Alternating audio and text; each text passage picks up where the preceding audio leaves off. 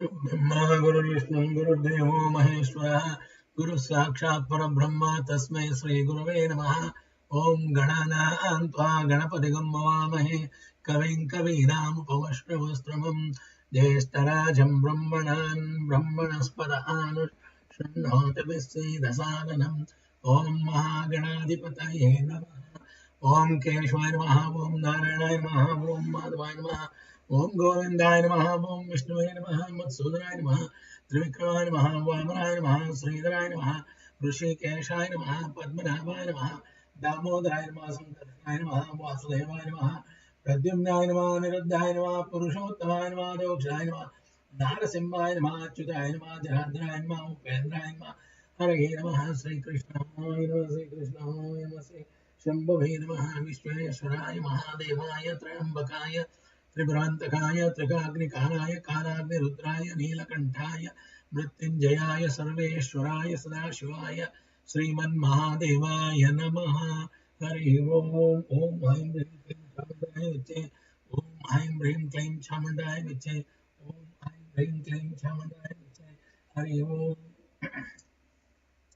Dear friends and devotees, we were discussing about Chyavna Rushi and Sukanya story with Ashwini Kumaras last time. After dipping in the lake, Chyavna Rushi along with the Ashwini brothers, all the three went inside the water and came out, and all the three were looking alike. And by the grace of Sri Mad Devi Bhagavatham, Sukanya were able to recognize her husband. Devi Bhagavati given knowledge, sattva jnana, and superior knowledge to Sukanya. After the prayers to Sri Bhagavati, Devi Bhagavati given her ability to differentiate between Ashwinis and Chyavna Maharishi.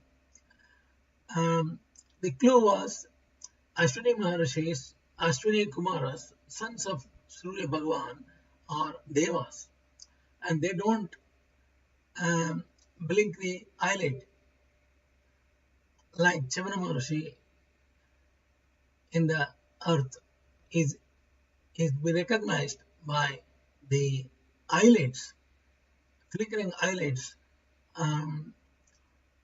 closing and opening the eyelid. That identified Chyavna Maharishi for Sukanya. So Sukanya are capable of her Pativrata dharma and maintained the recognized her husband, and she was happy. So Chyavna Maharishi got eyes back and also youth back. So that is a big boon. So Chyavna Rushi want to do some return gift for Ashwini Kumaras, Surya Bhagavan's sons.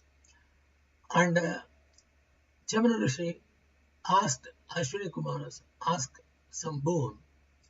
And Ashwini Kumaras were refused to take soma rasa in the devas, yajnas and homas. During that time, soma rasa panam was great for the devotees. But Ashwini Kumars, being they are physicians, devas physicians, they were prohibited in drinking soma rasa. So Chyavna Rushi promised that he will make them to drink soma rasa in the yajna. Now, on granting the Ashwinis the right to drink soma rasa, this chapter 4th gives the information. Janamejaya asked Vyasa Maharishi, how did Maharishi Chyavna make these twin devas drink soma rasa, and how his words came out to be true? Human strength is insignificant compared to Indra's strength. Indra is a formidable, and Indra prohibited the physicians, being Ashwini Kumaras, not to drink the soma rasa. In spite of that, Chyavna Maharishi gave the right for Ashwini Kumaras to drink soma rasa. And how this happened? Janamejaya was asking. So Vyasa Maharshi carried on, O king, in that famous sacrifice of the king Saryati. So King Saryati did a big yajna. In that yajna, Chyavna Rushi did wonderful feats. O Janamejaya, I am now narrating you his entirely wonderful character. Hear it attentively. Maharshi Chyavna, illustrious like Devas, began to enjoy with a cheerful mind and gladdened heart with his beautiful wife Sukanya, who was like a Devakanya. Now once on occasion, the wife of Saryati became very anxious and trembling said to her husband, weeping, O king, you have betrothed your daughter. You have given your daughter to the blind Chyavna Rushi. Now it is your duty to go and find out whether the daughter is living or dead. O Lord, what is my beautiful daughter doing with that husband? Please go just now to the ashrama of Chyavna Rushi and see about daughter and son-in-law. So, O Rajarsi always burn in pain and agony when he thinks of giving her beautiful daughter to the blind Rushi. She must have become very lean and thin due to the troubles of tapasya and meditation. Please bring her quickly here to my presence. She is suffering an everlasting pain from having an aged blind husband. And it is quite likely she has become very lean and thin. I am anxious, therefore, to see my daughter, who is wearing barks of trees as her dress. The Saryati, the king of Ayodhya, said, O broad-eyed one, I am going gladly to just now to see my daughter, dear daughter Sukanya, and with Chyavna Rushi for severe woes. Vyasa Maharshi said, O king, thus saying to his wife, distressed with sorrow, the king Saryati mounted on his chariot and quickly went towards the ashrama of Chyavna Maharshi. On reaching there, he saw the Maharshi Chyavna like a Deva's son, seeing his body like that Deva's.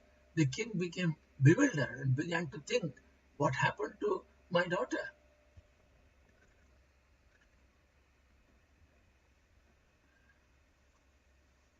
The Muni was very calm and quiet and penniless and very old. My daughter, perhaps being overpowered with passion, killed him and has taken, no doubt, another husband. It is indeed difficult to control the god of love, armed with his flowery bow, the Manmathabana. The period of youth is, moreover, very hard to conquer. So this daughter, impelled by lust, has thrown a dreadful stigma on the clear name of my family of that great Manu. File on him whose daughter in this world is of a vicious character. It seems that daughters are born for the expiation of all the sins committed by their fathers. But what an unjust act have I committed for my own selfish ends?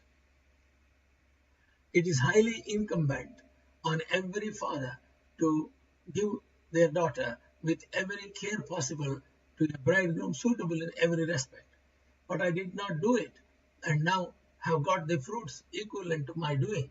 If I kill my daughter, vicious and unchaste, I will incur sin due to killing a woman, and moreover, my daughter. I am the cause of this stain on Muni's line of descent. On the one hand, the scandal on one is very powerful, and the affection of a daughter is strong on the other side. What am I to do now? The king became merged in a deep thoughts. At this time, Sukanya accidentally saw her father, thus drowned in anxious thoughts. Seeing him, Sukanya instantly came to her father's side and asked the king in sweet affectionate words, O king, how is it that your face has become so pale with anxious thoughts? And seeing the Muni sitting in front of you, a young man with a lotus eyes, O father, what are you thinking? You belong to the famous Manu's family. Besides, you are a high-minded man. You ought not to be sad, so suddenly come quickly and bow your head down before my husband. Vyasa Maharshi said, O king Janamejaya, hearing thus the daughter's words, the king became impatient with anger and began to speak to her. O daughter, where is that aged, blind, ascetic man Chyavna Rushi, and who is this youth intoxicated with lust? A great doubt has arisen in my mind. O vicious soul, how have you killed Chyavna Rushi and engaged yourself in such a sinful act? O you disgrace to your family, have you accepted another husband out of your desire of lust? My mind has become very much troubled on not seeing that Chyavna Rushi who got married to you in this ashrama. O vicious one, now I don't see the Muni, but instead of him I see this bright person. And thus it is on account of your sinful behavior that my mind is drowned in the ocean of sorrow and cares.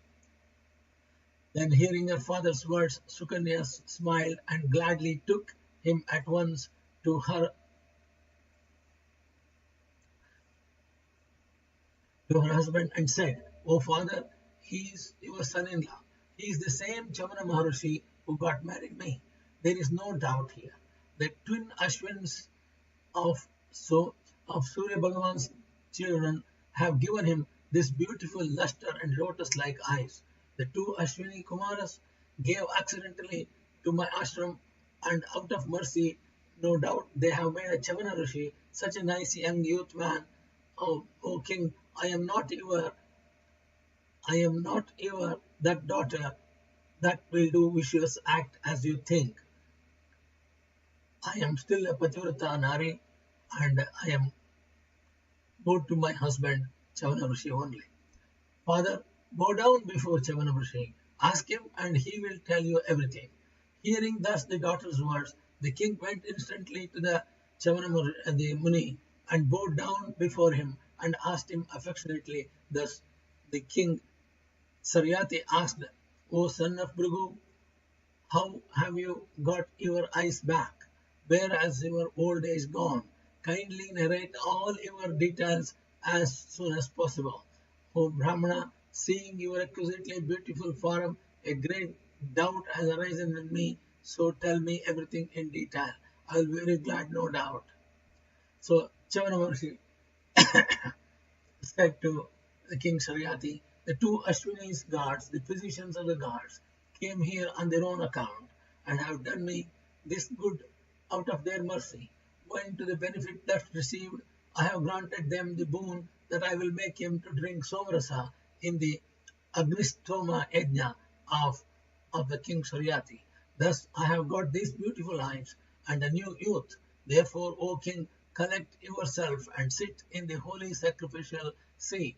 When the Brahmin Chyavna Rushi spoke thus, the king Saryati and his dear wife sat with the greatest pleasure and began to talk on auspicious topics with the high-souled Chyavna Rushi. Then the Bhargava consoled the king and said, I will perform your sacrifice. Please collect all the necessary materials. I have promised to the Ashwini brothers that certainly I will make them to drink soma rasa. Therefore, O King Saryati, I will have to carry that out in your sacrifice of this yajna. O King, if Indra will be angry, I will stop him by my tapas, force, and in Agristoma yajna, I will make the Ashwini's brothers to drink soma rasa. Vyasa Maharshi said, O King Saryati, the Lord of the earth, Vyasa Maharshi said to Janamejaya, Saryati, the king of earth, then gladly approved the proposal of Chyavna Rushi. The king then showed respects to the Chyavna Rushi and with a pleasant attitude of mind returned to his city with his wife. All the while, talking of the Muni on the way on good auspicious day, he possessed of enormous wealth and prosperity, prepared an excellent place for the performance of this yajna, Agnistoma yajna. The Muni Chyavna Rushi then performance of the invited Vasishtha Maharishi and other respectable Munis and initiated the king Saryati for the performance of the Agnistoma yajna.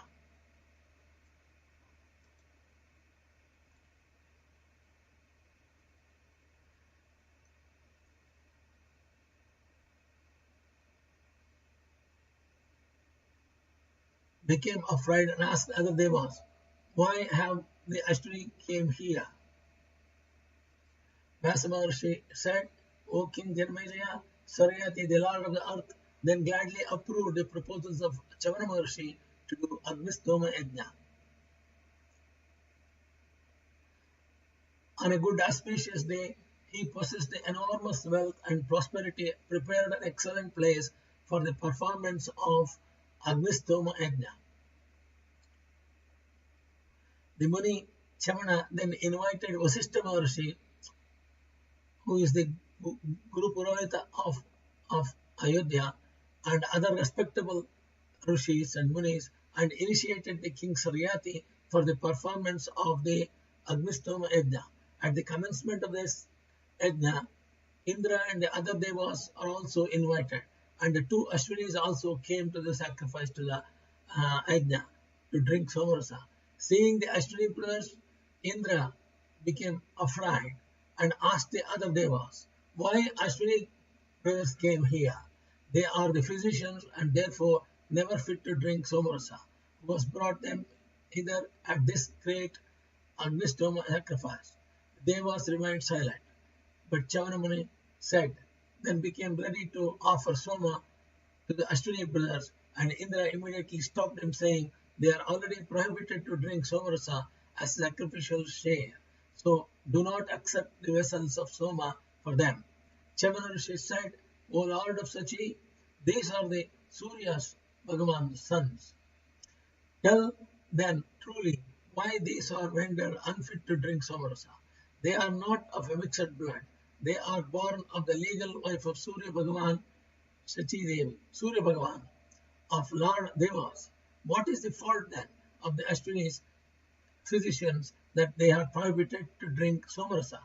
Please reply, O Indra, this point must be settled by all the devas here. I have promised to make the Ashwini brothers to drink somarasa in this yajna. To keep my word, I have initiated the king in this Agnishtoma yajna. I will have my word fulfilled. There is no doubt in this. O Indra, they have given me my youth and bestowed my eyes and have done me a great good. I will also do good to them to do the best for them. Indra said, Devas have appointed these devas their physicians. Therefore, they are looked down upon the society, so they are unfit to drink somarasa.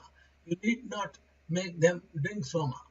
Chyavna spoke, O Indra, you have adulterated yourself with Ahalya. Why are you then giving vent to your anger thus in vain?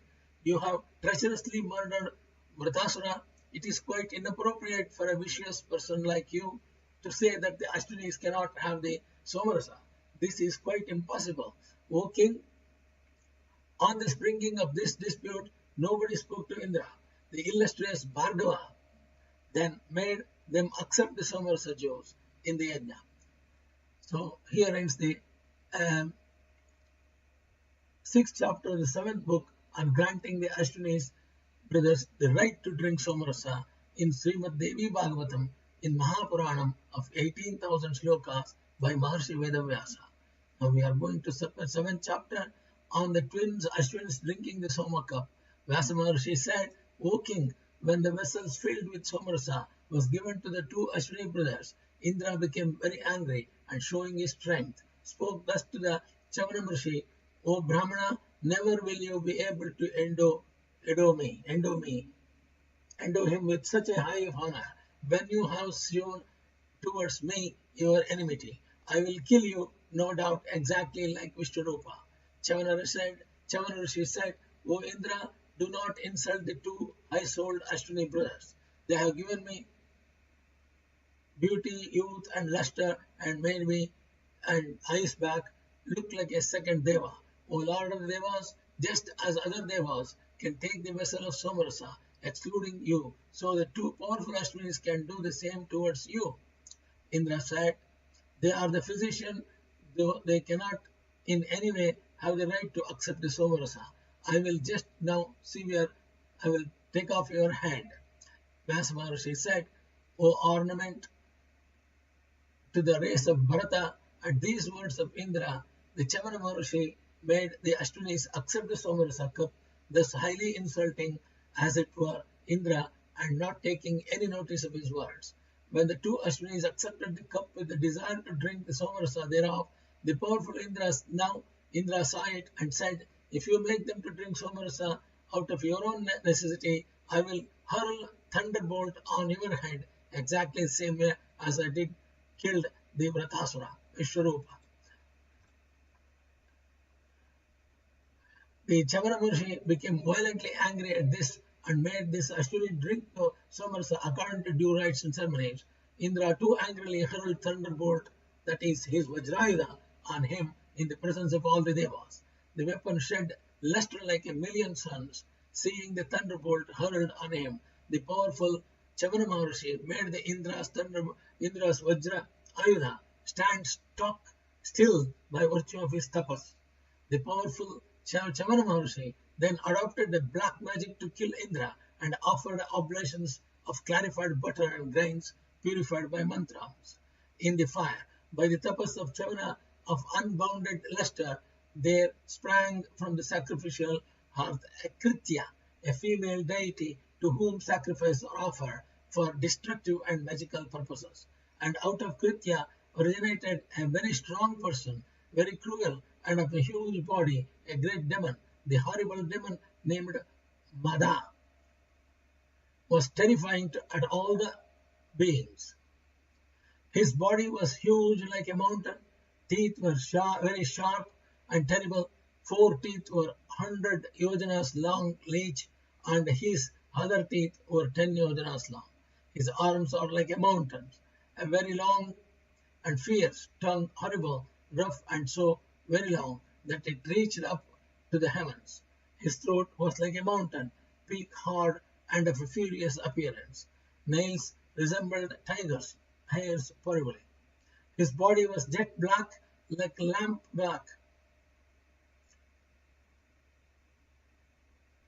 Face very terrible, eyes bright like the conflagration fire and awful. One of his jaws touched the ground and the other touched the heaven.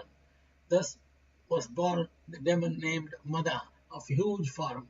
Looking at him, Devas became suddenly frightened. Indra too got very much terrified at the sight of him and did not want to have any more fight. The demon swallowed Indra's thunderbolt, that is Indra's Vajrayuda. The demon Mada swallowed the Vajrayuda of Indra, looked at the sky and stood up as if to swallow at once the whole universe. He became infuriated with rage and pursued Indra to devour him. Seeing this, Devas cried aloud, "Alas, we are slain." Indra had his arms disabled by mantrams, and so he could not hurl his Vajrayuda, though he wanted to do so. The Lord of Devas then, the Vajrayuda in his hand, looked on the demon as a death personified and remembered his Guru, skilled in the knowledge, which is the proper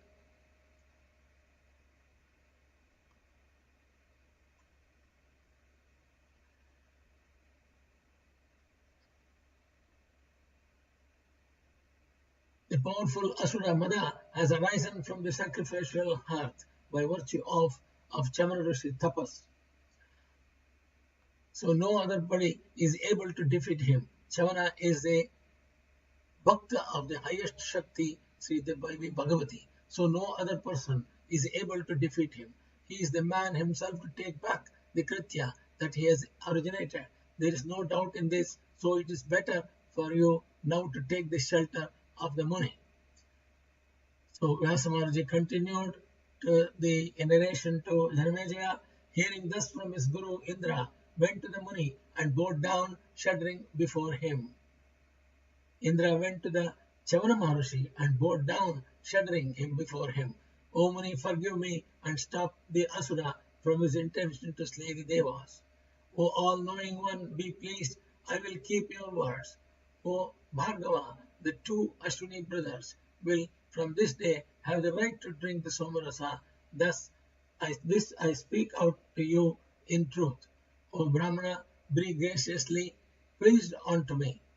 O ascetic, your intention will never be baffled. Especially, I know you to be a knower of Dharma. so you will never be able to make your word serve from truth. The two Ashwini brothers will be your grace, be able to drink somarasa always, the somarasa, and the king Saryati's fame will also know no bounds. O Chyavna Maharishi,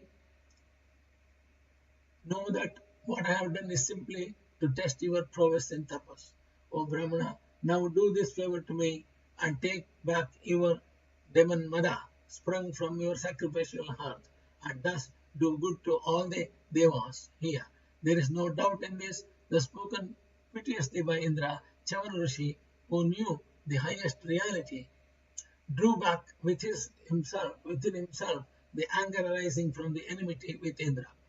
Then the Maharshi Chyavna consoled the devas that were very much perplexed and anxious out of terror of the demon named Mada, and divided the asura into 4 parts. Asura into 4 parts. 1 is the female sex, number 2 is a drinking, number 3 is a gambling, and number 4 is hunting animals. The Maharshi Chyavna consoled the devas that were very much perplexed and anxious out of terror of this demon Mada, and divided the asura into 4 parts. 1 is the female sex, and the second is drinking, number 3 is gambling, number 4 is hunting animals. When Mada was thus divided into 4 parts, the terror-stricken devas felt themselves relieved and saved and got consoled. Chyavna Rushi then placed the devatas in their respective stations and completed the yajna. At last, the religious Bhargava made the first Indra and then the 2 Ashwinis to drink somarasa. O king, thus Chyavna Rushi had the Ashwins their somarasa by virtue of his power of tapasya. Then the tank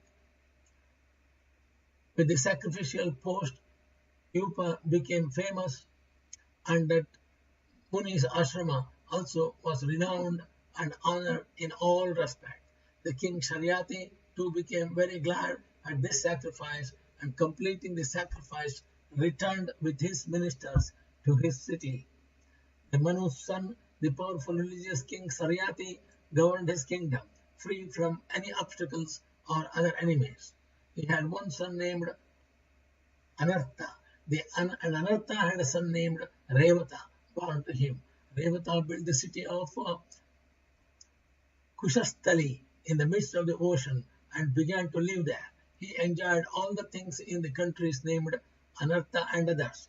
Revata had 100 sons, of whom Kukudami was the eldest and a pure character.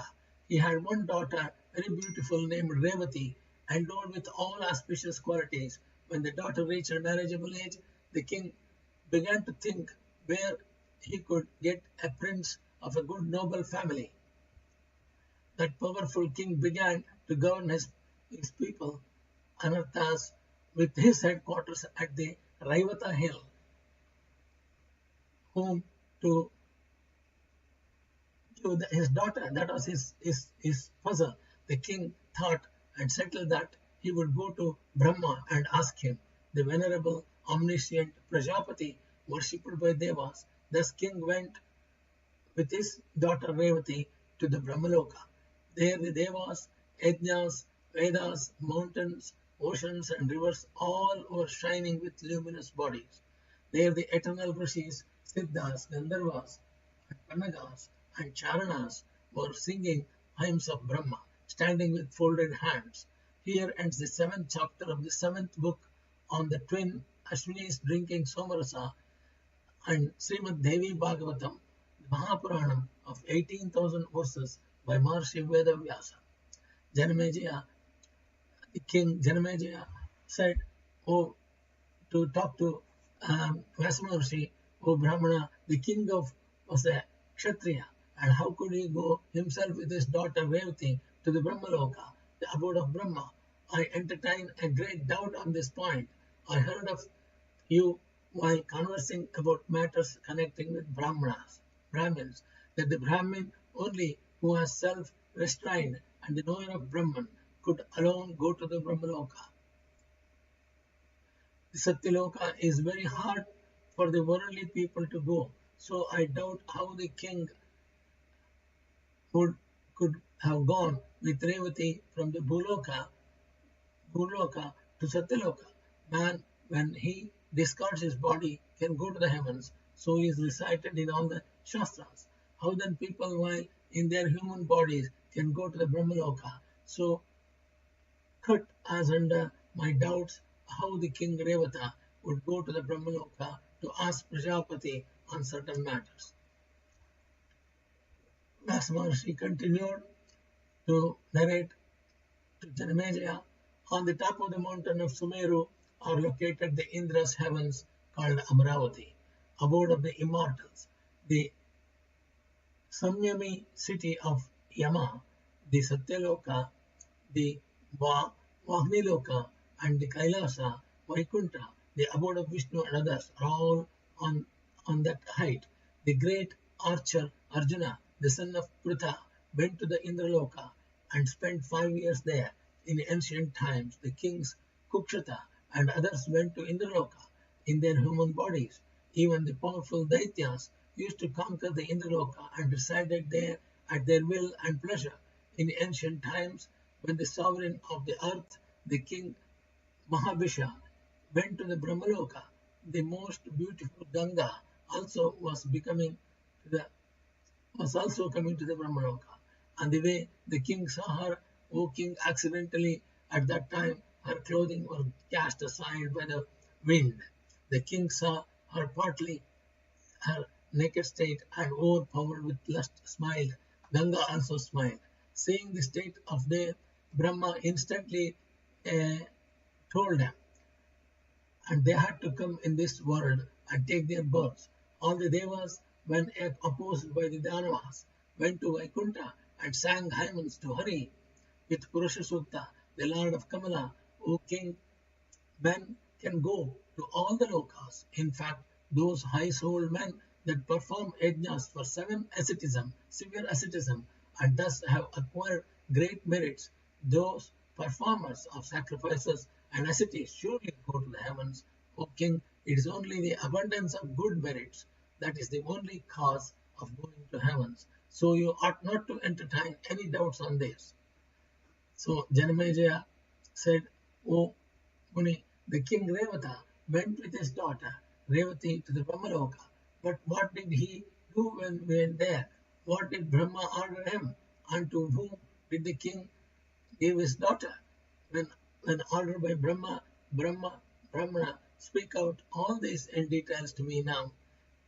Janamejaya asking, Vyasa Maharshi said, O king, here, when the king went to Brahmaloka to ask about the proper bridegroom for his daughter, there was going on singing and music, so he waited and to find an opportunity when the assembly would have leisure. But he was so very pleased with music, and he could not desist from hearing till the end. When the music was finished, the king bowed down to Brahma and showed him his daughter and informed his intention.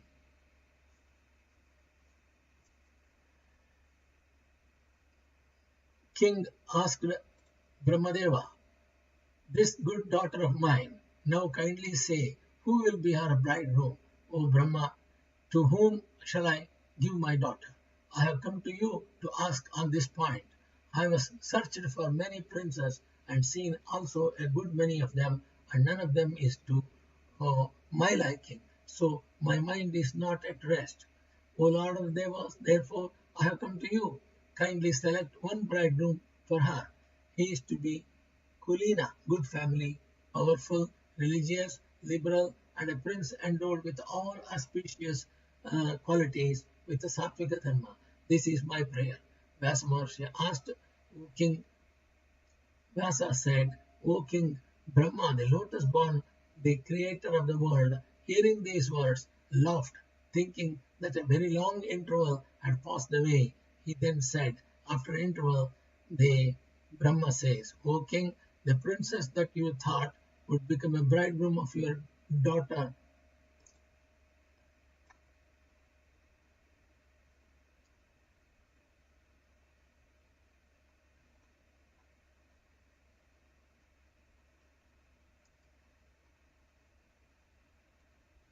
O king, the princess that you thought would become the bridegroom of your daughter all died. Their sons and grandsons and their friends even have all passed away. The 27th Manvantara of the Dwapara Yuga is now going on. So none of the princes of your family are now existing. The Daityas sacked your city. Now Ugrasena, the king of Mathura, is reigning in that place. He belongs to the illustrious lunar family of Yayati. His son, the powerful Kansa, born of a Danava, began to do injuries always to Devas. He threw his own father to the prison. Becoming very haughty, he began to govern himself the countries of other kings and began to terrorize over the subjects of his own kingdom. O king, the earth became so much troubled by the armies of the wicked demon kings that she became quite unable to bear further loads. So she went to seek refuge to Brahma and the other devas, then began to say, O earth, Bhumata, to remove your burden, the lotus-eyed Narayana will incarnate himself as a part of incarnation in the form of Lord Sri Krishna. He who is Narayana practiced in ancient times as a son of Dharma a very severe asceticism in company with his brother Nara in the sacred hermitage of Badri. Now this very Deva is born in the family of Yadu in the womb of Devaki by Vasudeva and is now celebrated by the name of Vasudeva. O king, he has slain that vicious wicked Kansa and has installed Ugrasena in his place. The very powerful Jarasandha, the vicious king of Magadha, is the father-in-law of Kamsa. On hearing the death of his son-in-law, he became infuriated with rage, came to Mathura and waged terrible war. Vasudeva defeated in a battle that Jarasandha, proud of his mighty valor, though defeated, Jarasandha sent Kalayavana with his host of army to fight again with Krishna. Bhagavan Vasudeva, when he heard that king of Yavanas arrived, sent away all the members of his family and the Yadavas to Dwaraka and began to wait with his brother Balarama for the Yavana king Kalayavana coming. Then he went alone to the camp of Yavana and led him away to mountain cave where was sleeping the king Muchakunda and had then the Yavana king slain by Muchakunda. So what Lord Krishna did, he ran out of the hands of Kalayavana and Kalayavana followed him. So Krishna went to the guha where King Muchakunda was sleeping. After the Devas war, Muchakunda came back and had then the Yamana king slain by Muchakunda. What happened? Muchakunda had a boon that if whoever is disturbing his sleep will get burned to death. So that boon was given to Muchakunda by Devas. So Lord Krishna knows about this. So he made a trick of running on the guha where Muchakunda was sleeping and Kalayavana followed him and Kalayavana thought Krishna is hiding and sleeping here under the cloth. The city of Dwaraka was then dilapidated condition. So the Muchakunda was burned. Muchakunda opened his eyes and Kalayavana burned to death. The city of Dwaraka was then dilapidated condition. Krishna brought together the artists and got built exquisitely the beautiful palaces, forts and markets and stalls, etc. So added to the beauty of the place. The Vasudeva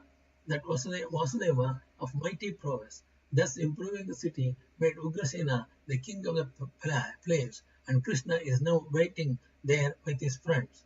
His elder brother Balarama, the carrier of the plough, is celebrated.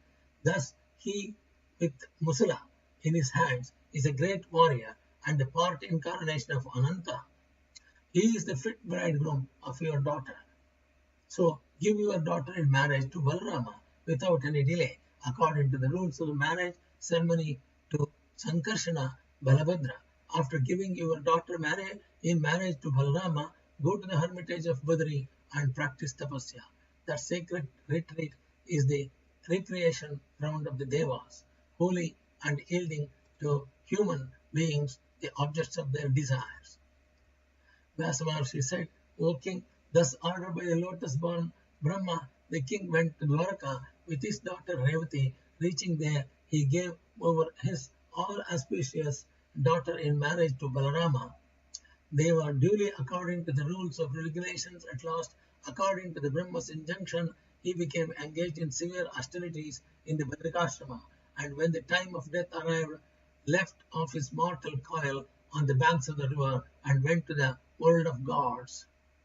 Janamejaya asked Vyasa Maharaj, O Bhagavan, you have uttered one wonderful thing. 108 yugas passed away when the king of Revata with his daughter was deeply absorbed in hearing music in the Brahmaloka. At neither the god king nor the daughter did get sufficiently old. How could this happen? How could they have lived so long? Were their longevities of time to be such a long period? So the Vyasa Maharshi said, O king, the Brahmaloka is not touched by any voice or not sin. Old age, hunger, thirst, or fear of death, nothing exists there. Nor is there any other cause by which the weariness comes. So that what doubt there can be that the people there will be long-lived, free from old age and death. When the king Saryati went up to the heavens, his sons were all destroyed by the Rakshasas. When King Saryati went up to the heavens, his sons were all destroyed by the Rakshasas. Those that remained, they terrified, left Kushasthali and fled on all the sides. Vaivasvata Manu sneezed. Owing to that, came out of his nose one powerful son. His name is Ikshvaku. He spread the solar dynasty famous and became celebrated. Getting excellent initiation from the Maharshi Narada, he began to meditate on Devi Bhagavati constantly and practiced severe tapasya for the spread of his race. O King Ikshvaku had 100 sons. Vikuksi was the eldest. He was powerful and endowed with great strength. Iksuko became king and lived in Ayodhya. He sent his 50 sons, the powerful Shakuni and others, to Uttarapata, eastern provinces for governing those countries. That high-souled monarch sent also another 8 sons to govern the countries like in the south-western. O king, he kept the remaining 2 sons by his side for his own service. Here ends the 8th chapter of the 7th book on story of the king Revata and the spread of the solar dynasty in the Mahapuranam of Srimad Devi Bhagavatham of 18,000 shlokas by Maharshi Veda Vyasa. Here comes the ends of the 8th chapter. We covered up to the 8th chapter of the 7th book on the story of Srimad Devi Bhagavatham. Om Shambhavi Namaha Vishweshwaraya Mahadevaya Trayambakaya Tripurantakaya Trikagni Kalaya Kalagni Rudraya Neelakantaya Mrityunjayaya Sarveshwaraya Sadashivaya Srimad Mahadevaya Namaha. Om Haim Rim Klim Chamundaya Viche. Om Haim Rim Klim Chamundaya Viche. Om Haim Rim Klim Chamundaya Viche. Om Haim Rim Klim Chamundaya Viche. नमोस्तु अनंताय सहस्रमूर्तये सहस्रपादाक्षरपा सहस्रनाम्ने पुरुषाश्रुतये सहस्रकोटियुगधारणे नमः सहस्रकोटियुगधारणे नमः आकाशात् परितं यथागतसागरं सर्वदेव नमस्कारः श्रीकेशवं परिगत्योन्नमः सर्ववेदेषु यत्पुण्यं सर्वतीर्थेषु यत्फलं तत्फलं पुण्यमाप्त्यवासनाद् वासुदेवस्य वासन्ते जगत्त्रयं सर्वभूतनिवासोऽसि वासुदेवं कायेन वाचा मनसेन्द्रियैर्वा बुद्धात्मना वा हृदय स्वभावात् करोमि यत् सकलं नारायणाय समर्पयामि नारायण ओम ऐं ह्रीं क्लीं चामुण्डाय हरि ओम